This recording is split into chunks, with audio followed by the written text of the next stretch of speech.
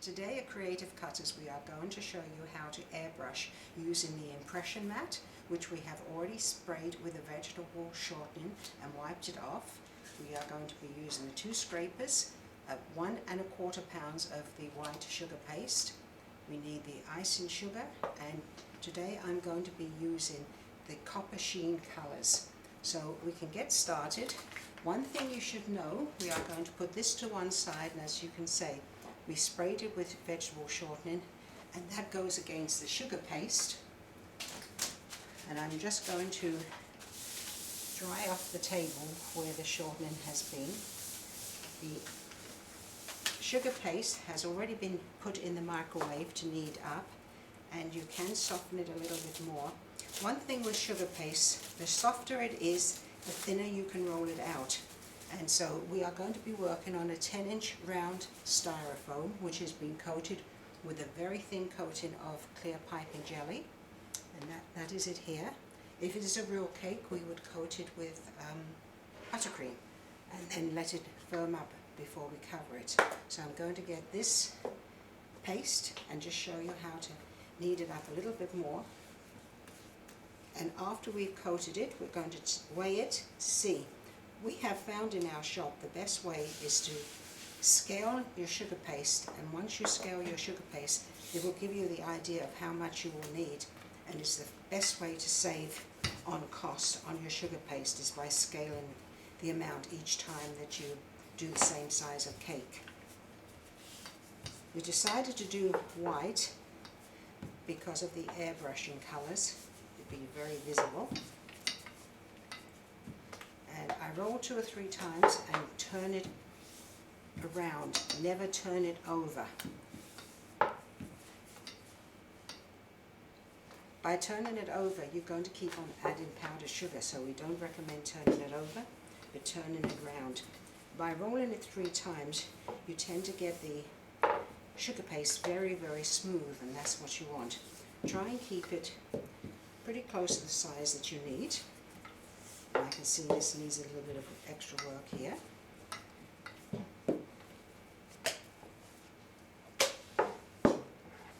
The tool that we are using is a non-stick rolling pin. We find that marble rolling pins are too cold and we don't recommend them. Now before we lay the impression mat on it, the most important thing is to make certain that you have a lot of powdered sugar on the table, because the pressing of the impression mat against the sugar paste can make it stick to the table. So just put a nice coating of powdered sugar. Never, never, never cornstarch. Cornstarch is a drying agent, and that will create elephant skin. So they were nice and straight and smooth there. We will take the greased side of the impression mat, which is that side there, lay it down, and when you use the impression mat, in my mind I divide this into 3 pieces, because to try and roll this over and get it all even is very, very difficult. So I'm going to first roll on the first third of the section,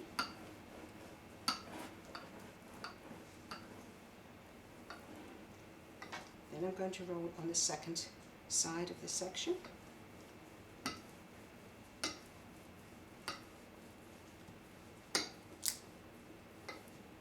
and the last side, third section.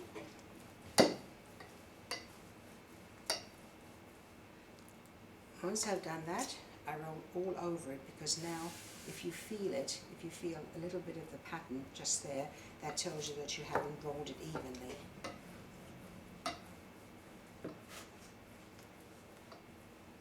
Okay, that looks pretty good now. So now we're going to take our colours. One thing I should mention about airbrush colours, if you are going to be using a sheen, which we are using here, a copper sheen, all sheen colours must be very well shook up. If you do not shake them up very, very well, all the sediment will block your airbrush. Our airbrush has a moisture trap on, which is very, very important if you are doing a lot of airbrushing. What this does, when the moisture from your gun comes up here, it can splosh out and ruin your picture. And with the moisture trap on, the moisture collects in there, and there's a little pin on the side, and you just take this off and push the pin and the excess water will come out. If you're using a plain colour, do not shake it at all, because that is the reverse effect. All the sediments will get mixed in with your colour. This one, the sheen, you want it mixed in. As I say, we're going to use the copper sheen, and we're just going to put 2 or 3 drops in. Another thing with airbrushing, you should always hold the gun straight up and down, never at an angle like that, because if anyone's sitting there, they're going to be sprayed upon. So always at this angle here. This is a 3-speed machine. This is to hold the gun. It's very, very quiet, very tiny. That's the highest speed, which I prefer to use because I find it gives you a nicer look. We sell these at Creative Cutters, and they retail with the moisture trap for $140. Okay, so what I'm going to do is hold this straight up and down. And one thing you should not try and do is get a very strong colour once you start airbrushing. You should always come back to at least 2 times, 3 times, because if you try and get it very, very strong the first time, it will start blotching and it takes longer to dry. So if you do it quite lightly first, that's just told me this is empty. I try never to put more than about a half a cup full, and I'd rather keep filling this and when I hold it at an angle so it doesn't tip out on my work. And if you notice, keep on rotating it around and around and around. I may have to fill the cup about 6 times before I get the desired look that I want to of the airbrushing. Now here you see I haven't done it at all, so I'm going to come there. And I'm going to come further down here. See, I'm most probably holding it at about 2 to 3 inches from the work, and the closer you get, the more it's going to bead up. The further away you are, the less beading you're going to get on your work.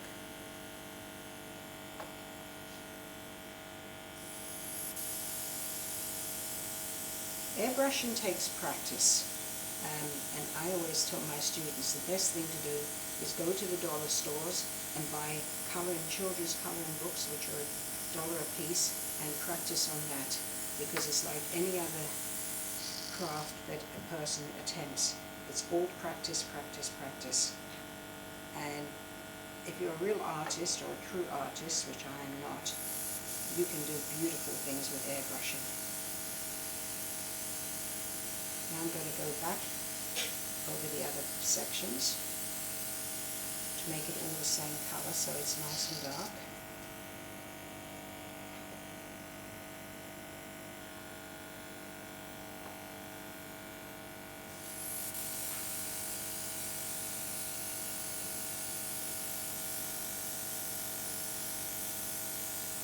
Now you're wondering why the sugar paste is not going to be drying out.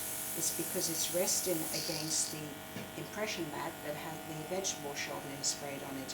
So therefore the vegetable shortening is keeping it very clean, and it won't dry out because of the oils in it.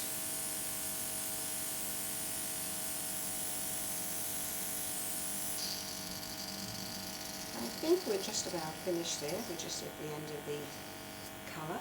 Now to clean this, it's not cold water, it's not hot water, it's warm water. And you fill the cup and you spray it out. The sheen colours are the worst to gum up the works, as we say. So you should put at least 3 cups of water in, and you put it into the water until the edge of the cup here. Don't put the trigger part into the water, because you're going to have a lot of problems at a later date. And once you've done it 2 or 3 times, you can put that to one side and clean it up correctly after you've finished. Now, a little tip that I have found, airbrush colours are terrible for staining the fingers, and I find the best to clean off the airbrush colours is when you have a shower the next morning, wash your hair and the airbrush colours come off. Just going to dry this. Now, when you use the rolling pin, you have to use the rolling pin and pick up your work. When you use the impression mats, you pick up both pieces together like that. That way you're not going to distort, and I don't want it on the board, you're not going to distort your pattern that you're going to put in. And you're going to make certain it's just about even and just about hitting the table, and take that straight across. And before you do anything, take your rolling pin and roll over the top. Now, the reason for doing this is twofold. It makes the pattern stay and adhere to the buttercream, or in this case it will adhere to the piping jelly. That will have to go into the sink for washing. And because we put the vegetable shortening on the mat, we should be able to spray all this off. I'm hoping I can pull this down a little bit there to make the length. Now you're going to wonder how we can do this without damaging the look. As you can see, the design of it is absolutely exquisite.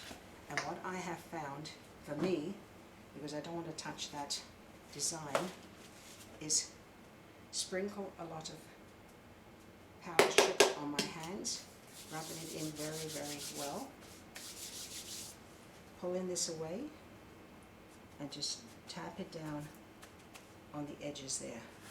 Turn it around, pull it down, and with the piping jelly on there, it should stick to the sides of your cake, or if you have the buttercream, it will stick to the sides of the cake. Keep coating your hands with the... And the reason I prefer to use powdered sugar over cornstarch, because cornstarch is a drying agent and it's going to make your work look quite dry. Keep taking it around.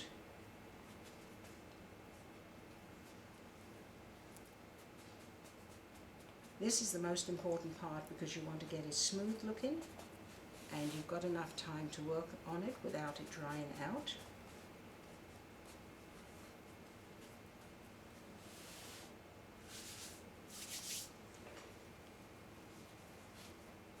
Keep pulling it away and pulling it down and pressing it against the sides. Pull it away and pull it down. I'm just going to put a little bit more powdered sugar so it doesn't.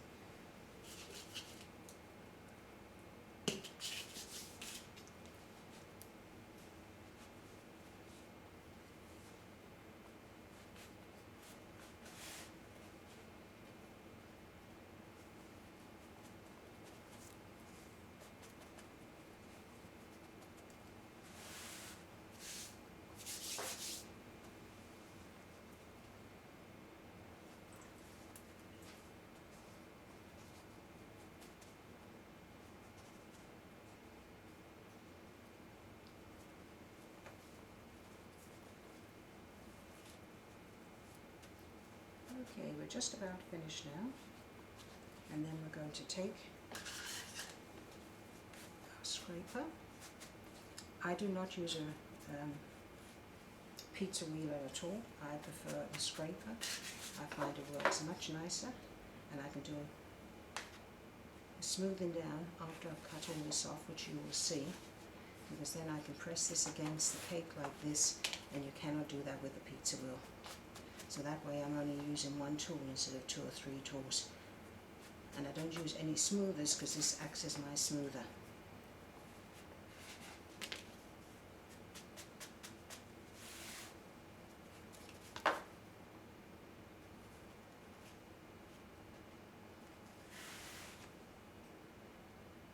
I'm actually cut it into the base of the cake and hoping it's going to go slightly under so I can come along afterwards and tidy up the edge. As you can see, we now have got the cake completely covered with the airbrush and with the impression mat, and I think it absolutely looks fantastic. We use the scrapers to press around the edge to adhere it to the sides of the cake with the piping jelly or the buttercream. And once we've done all of that, I use the ends to tuck in any loose pieces. And now we're going to see how much paste we had. As I said, when we started off, we had 1 1/4 pounds. And if you scale your sugar paste, it's surprising how much you can save in your costs. Now you're going to say, oh, you won't be able to use that with all that colour on, but actually it makes no difference at all. I'm just going to knead this up, and if I wanted to, if there was a lot more, I would just throw it in the microwave. Now you can hear my steam is getting ready, and what I am going to do is very slowly, don't put your hand on it too close or you'll get a nasty burn, and what I'm going to do is very slowly hold this against the cake that I have just finished decorating, and you will find you will get the most magnificent shine, and the little pieces of the design of the impression mat will look like satin when the steamer has got onto the design. I can show you one that we did in the last class, and you can see the difference already. Whoops, don't leave it there too long though. And I was showing in the last class we had the different ways of doing this. Now once you steam, don't touch the cake. Let it sit until it dries, because this is just like water that you're spraying on it, and it's going to get very, very sticky if you go to touch it. So just keep slowly moving it around, and don't tip this up to do the top, because if you do, it will drip down, then you'll get a mess. So what I'm going to do, I will show you. I'm going to take this off of the mat now, put this to one side,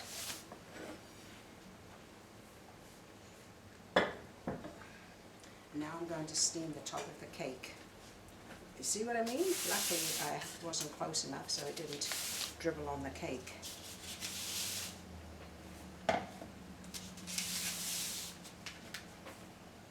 Now a lot of people have said to me they think that the airbrush colours will run, but they don't. If you do it slowly and gently, instead of just putting it straight to there and that, just keep on turning it around and that.